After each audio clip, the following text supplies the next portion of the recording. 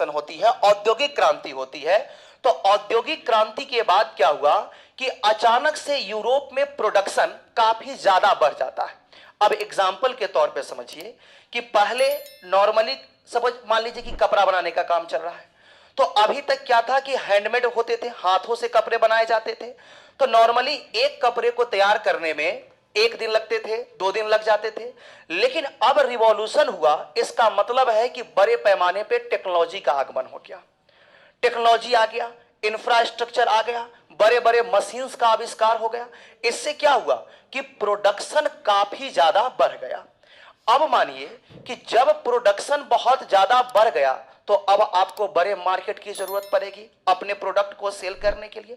पहले क्या था, पहले हमारा प्रोडक्शन काफी कम था। तो आप ही सोचिए ना कि नॉर्मली आप अगर मंथ में या वीक में अगर 4-5 कपड़े तैयार कर रहे हैं तो आपको बड़े बाजार की जरूरत नहीं है, डोमेस्टिक लेवल पे आप अपने गांव में बेच सकते हैं। एक ऐसे मार्केट को ढूंढने की कोशिश कीजिएगा जहां अभी वो टेक्नोलॉजी नहीं पहुंच सका है। क्यों? क्योंकि बिजनेस का एक ही मोटो होता है, टू अर्न मैक्सिमम प्रॉफिट। तो हुआ क्या कि इंडिया और यूरोप के बीच का जो कस्तुनतुनिया वाला ट्रेडिशनल रूट था वो ऑलरेडी ब्लॉक हो चुका है। अब जब यूरोप में इंडस्ट्रियल रिवॉल्यूशन हुआ, जब प्रोडक्शन अचानक से बहुत बढ़ गया, तो अब इन लोगों को जरूरत पड़ी कि हम एक ऐसा मार्केट ढूंढते हैं जहां पे हम अपने प्रोडक्ट को इजीली सेल कर सके और मैक्सिमम प्रॉफिट लेकर सेल कर सके। अब यहां पे इनको किसकी याद आती है?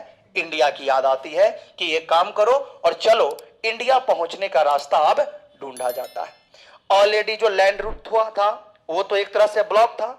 अब आप ही सोचिए यहां पे कि जितने भी हमारे पास 5 ओशियन हैं, आर्टिक और अंटार्कटिक तो ऑलमोस्ट स्नो टाइप का रहता है, पूरा सालों भर कह सकते हैं कि बर्फ के रूप में ही रहता है।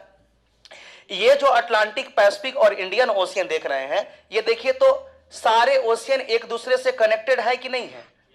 ऑब्वियस सी बात है, दिख रहा होगा। अब मान लीजिए एग्जांपल के तौर पे ये अमेरिका है, ये हमारे पास ब्राजील है। तो कहने का मतलब है कि ये अमेरिका भी ओशियन के किनारे है, ये ब्राजील भी ओशियन के किनारे है। तो अगर हमें समुद्र में रास्तों का ज्ञान हो तो आराम से हम यहां से यहां पहुंच सकते हैं कि नहीं पहुंच सकते? पहुंच सकते हैं ना। एक पार्टिकुलर रूट को फॉलो करके अमेरिका से इजिली ब्राजील पहुंचा जा सकता है। लेकिन यहां पे दिक्कत क्या है कि ये रूट तो हमें पता होना चाहिए।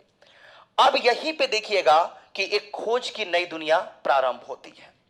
ये द नेविगेटर के नाम से भी जाने जाते हैं। क्या ये पूछता भी है कि who is known as the navigator? तो प्रिंस हेनरी। ठीक है, एक्चुअली में था क्या कि इनको समुद्र में नई नई चीजों को खोजने का काफी इंटरेस्ट था। पुर्तगाल को भी अगर आप यूरोप में देखिए तो यहां पे आपको ओशियन के किनारे दिखेगा।